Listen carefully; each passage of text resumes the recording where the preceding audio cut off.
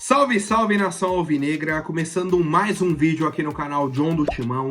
Então, se você tá chegando agora, já deixa o seu like, se inscreve pra gente bater a meta de 105 mil inscritos. Conto com a colaboração de todos e vamos pra cima. Um ótimo domingo a todos os corintianos e corintianas que me acompanham, né? Hoje aí já dia 5 de maio, tá? Ontem o Corinthians entrou em campo contra o Fortaleza, tivemos um empate em 0-0.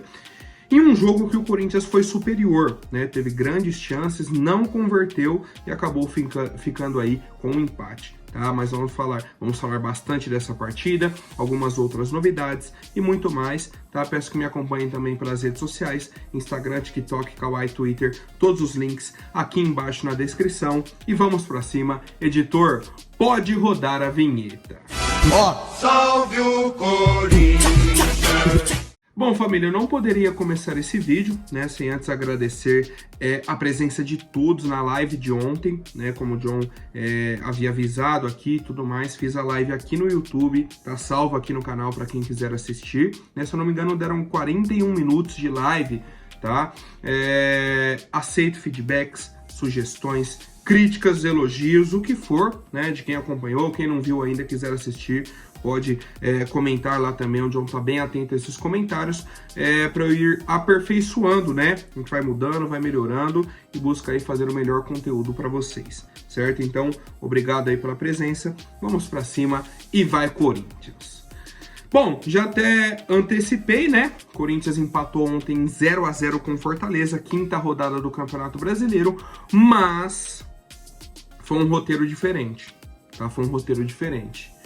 A nossa equipe se portou muito bem em campo, criou muitas oportunidades, muitas mesmo, mas pecou na finalização, certo? Pecou na finalização. Não foi nem que pecou no último passe, que vinha acontecendo isso, né? O Corinthians ficava rodando a bola, não conseguia achar um companheiro livre. Ontem a gente achou. O Ranieri dentro da área para cabecear, sozinho de tudo.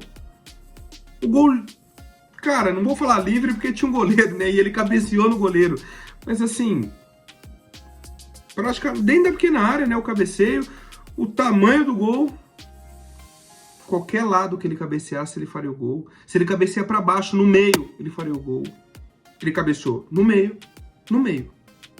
Meia altura e no meio do gol. O goleiro passou da bola, esticou o braço e fez a defesa. Uma grande chance que não pode perder. Você não pode chegar para cabecear dentro da pequena área e o goleiro defender. Você jogar em cima do goleiro. O goleiro defender se ele fizer uma defesaça. Foi uma defesaça, mas assim, não pode perder esse gol. O Garro finalizou, né? Fez uma jogada, finalizou. Teve um lance que o Romero finalizou também. O João Ricardo fez outra grande defesa. Cabeçada do Félix Torres. Meu Deus do céu, cara, no escanteio. Cabeceou para baixo, bola pingou, subiu, o João Ricardo fez uma defesaça. A jogada do Hugo com o Rodrigo Garro. Garro achou o Hugo sozinho dentro da área. Hugo, pelo amor de Deus, cara. Você tá invadindo a área no pé bom, pro chute cruzado. Só que o goleiro já sabe que você vai chutar cruzado. O que você pode fazer? Chutar no canto dele. Você viu que ele vai cair antes. O que você fez? Você chutou em cima do goleiro, no meio. No meio, era para ser um chute rasteiro, né? Só que você erra o chute, ela vai pingando, aí bate no goleiro e vai na trave. Por isso que criou uma grande chance. Mas, se o goleiro encaixa aquela bola, estaria tudo tranquilo. Porque o seu chute foi no meio, rasteiro. Você nem chutou cruzado para ele dar o rebote para a área, que tinham dois jogadores do Corinthians. Nem chutou no canto dele, que você faria o gol, que ele já tinha caído. E nem tocou a bola pro meio da área. Se você só escora no meio da área, tava o Breno Bidon e tava o Ranieri. E aí o nosso time chegou, criou e não matou o jogo. Certo? Tivemos outras oportunidades, né, com outros jogadores. A gente teve esse volume de jogo, tem até aqui as estatísticas, 18 finalizações do Corinthians, 9 no gol. Fortaleza eu acho que teve 10 finalizações, 2 no gol. E aí na reta final, o Fortaleza cresceu. Fortaleza teve grandes oportunidades. No primeiro tempo, teve só a do Breno Lopes, né, que estava impedido. Ele saiu cara a cara igual o Diego Souza, né, perdeu, mas assim, se fizesse o gol, estaria impedido. No segundo tempo, Carlos Miguel fez 2 defesaças, uma praticamente um milagre, né, um cara a cara que ele toca, trisca o dedo na bola e salva o Corinthians. Só que era o típico jogo igual contra a Ponte Preta, por exemplo. Corinthians criou. Ponte fez um gol, matou o jogo. Certo? Tava a cara desse jogo ontem. O Corinthians em cima, criando, tendo chances. Fortaleza ia lá, ia criar uma oportunidade e ia fazer o gol. O Carlos Miguel salvou. Certo? O que eu posso trazer de positivo, de pontos assim que a gente tem que ressaltar? Cara, a evolução do time. A evolução. A gente tinha um time que não criava oportunidade. Simplesmente era um time apático. O time entrava em campo e assistia o adversário. O adversário podia estar ganhando, perdendo, empatando, não importa. O Corinthians só estava em campo, não disputava o jogo. Ontem disputamos. Ontem criamos oportunidades, né? Só que eu vejo alguns comentários dos torcedores e eu concordo. Falta elenco. Quando você olha para o banco do Corinthians, todo mundo que entrou depois, meu Deus do céu. Um sacrifício. Falta um 9 matador, falta o cara ali que não desperdiça a chance. Ele vai ter meia oportunidade, vai fazer o gol e o Corinthians vai vencer. De 1-0. Essa é a cara do time do Corinthians. O time que vai criar para vencer por 1-0. Certo? Vamos ter ali 2, 3 oportunidades. Fez um golzinho, acabou. O Corinthians teve 4, 5, não fez. Não fez, tá?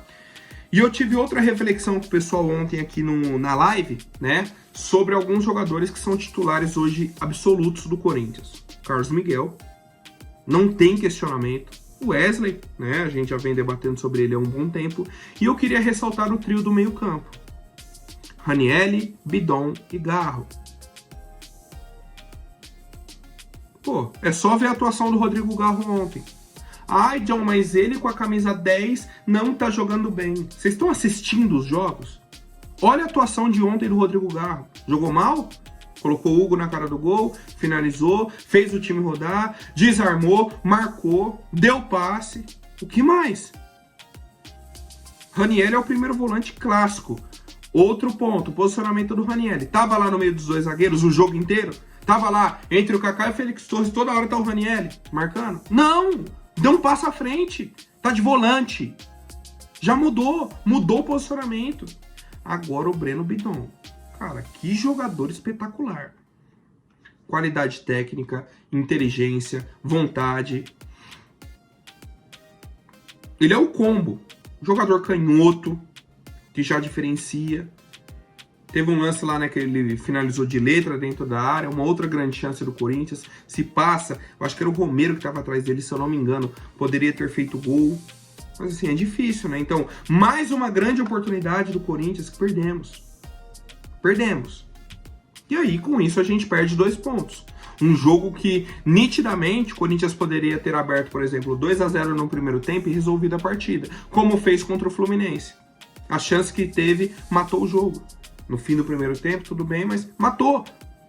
Ontem, cara, é o sentimento amargo, tá? Comentei no Instagram, né? Postei lá o sentimento amargo de que a gente criou oportunidade e não matou o jogo. Agora, algumas atualizações importantes. O Corinthians perde aí o Ranielli para o próximo jogo do Brasileirão. Então a gente joga meio de semana Sul-Americana.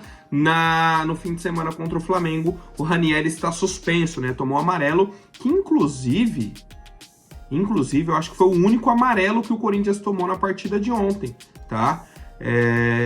O Corinthians só tomou um cartão amarelo, que foi o do Ranielli. Num lance que o Ranielli reclamou bastante com o árbitro. Bastante mesmo. Já o Fortaleza tomou 7 amarelos. E eu vou falar pra você, o sentimento do corintiano ontem, do torcedor, é de que foram poucos amarelos pro Fortaleza. Porque o tanto de contra-ataque que eles mataram, o Corinthians roubava a bola e ia armar um contra-ataque, derrubava, puxava, fazia falta. Teve um jogador aqui, ó, Pedro Augusto.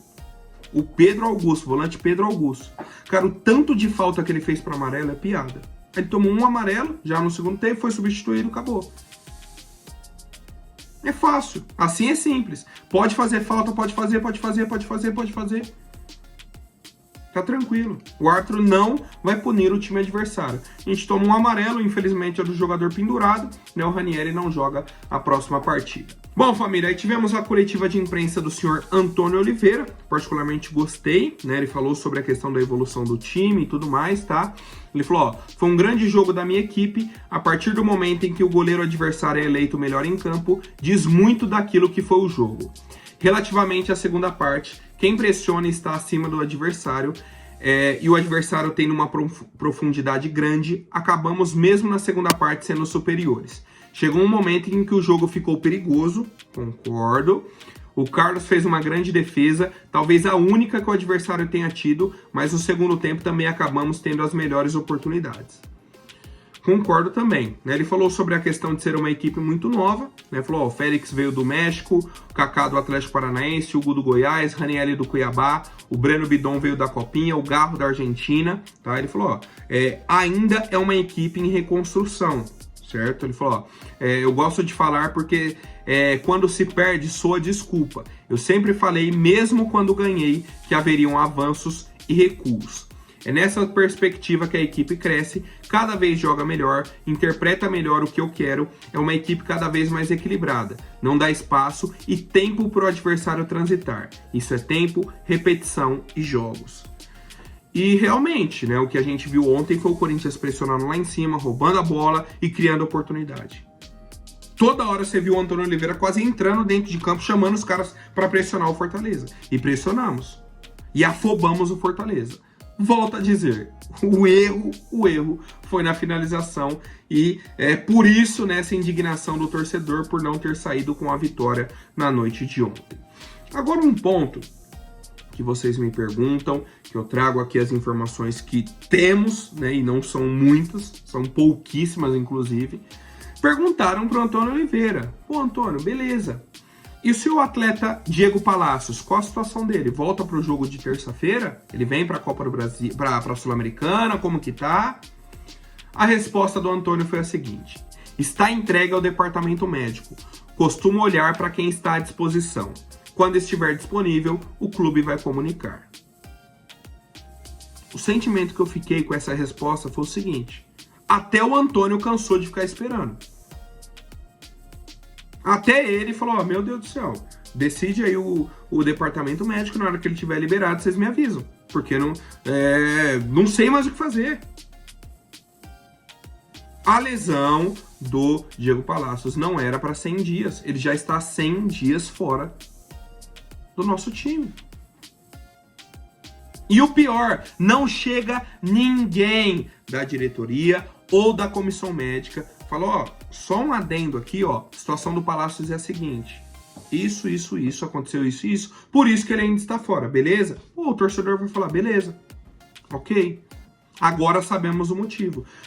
O torcedor não sabe o motivo da ausência do Palacios, eles não falam nada e segue, tá? E aí sobre o Gustavo Henrique, né, ele disse que no próximo jogo seguramente ele deve estar conosco de volta, tá? Então o Yuri Alberto e o Gustavo Henrique devem jogar na próxima partida pelo Corinthians, que é o caso aí da Sul-Americana, né? Então esse jogo aí fora de casa e tudo mais, podemos ter o retorno do Yuri e do Gustavo Henrique. Um ponto que me chama atenção, e o Igor Coronado? Cadê? Por que ninguém fala? Por que ele não responde essa pergunta também? Ah, esse jogador aqui não vai. Simples. Igor Coronado está com tal problema. Ah, é um desconforto no quadril. Cadê? Me explica, me fala, ó. Ele está, o tempo de recuperação é isso. Por que fica essa expectativa? Não, no próximo jogo. Ah, é lesão simples. Não, tá tranquilo. E não volta, ninguém volta. Tá? Temos as lesões graves, né? O Maicon, o Pedro Henrique e tudo mais, mas temos aí, na iminência de voltarem, Yuri Alberto, Igor Coronado, Palacios e Gustavo Henrique. E esses já estão fora aí há pelo menos 2 ou 3 jogos. E essa é a realidade do Corinthians. Certo, família? Então, quero saber a opinião de vocês sobre a partida de ontem, né? Eu, particularmente, vocês perceberam a minha indignação com a ausência aí da eficácia nas finalizações, mas estou feliz com a evolução do time, com as chances criadas. Acho que esse é o caminho, tá? Se o Corinthians atuar assim até o fim do Brasileirão, não corre risco nenhum de rebaixamento, vai pontuar bem, né? E aí pode alcançar, quem sabe, um G8 e tudo mais para tentar uma pré-Libertadores, tá? Com esse nível de atuação. Agora, se chegarem contratações, se o time subir o nível, aí dá para sonhar com algo melhor dentro do Brasileirão. Certo, família? Agora, rapidinho, antes da última notícia, vou pedir para quem não for inscrito, se inscreva aí embaixo e já deixem um like para fortalecer. Família, o Corinthians está muito avançado na negociação com a Globo para vender os direitos de transmissão, tá? A gente já vem com esse assunto aí desde o começo do ano, né? A questão da Libra e tudo mais. O Corinthians era um clube da Libra, tava tudo certo. Na hora H o Corinthians pulou fora, né? Falou, ó, não concordo com esses valores e tudo mais, vou negociar por fora. Só que o Corinthians saiu da Libra para negociar com a emissora que fechou com a Libra, que é a Globo. A Globo fechou com a Libra, queria o Corinthians no acordo, inclusive falou que se o Corinthians não tivesse, teria uma redução enorme de valor e tudo mais, né? Até uma briga aí com os outros clubes. O Corinthians vem negociando e nesse momento está muito próximo de fechar com a Globo. Qual que é o ponto da informação? Não temos a confirmação, né?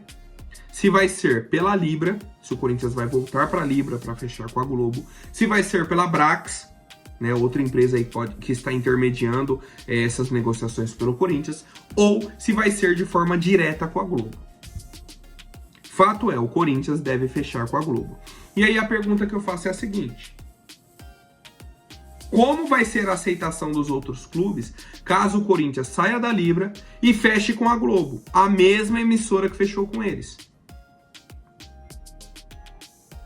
E aí o Corinthians fechando por fora, na teoria vai ganhar mais dinheiro. E aí o Flamengo vai aceitar ganhar menos dinheiro que o Corinthians? A briga deles sempre é essa. O Corinthians não pode ganhar um fio de cabelo a mais que eles fazem um escarcéu. Agora, quando é o contrário, tá tudo certo, pode seguir. Tá? Então, assim, o primeiro passo seria o Corinthians fechar o contrato e aí a gente vê no que vai dar, né? A gente vai acompanhando aí essas situações, tá? Não temos ainda confirmação de valor e tudo mais. A expectativa, né, é que seja um valor bem alto para a equipe do Corinthians. Certo, família? Por hoje é isso. Amanhã eu volto com mais novidades sobre o nosso Coringão. Até mais, um forte abraço e vai Corinthians!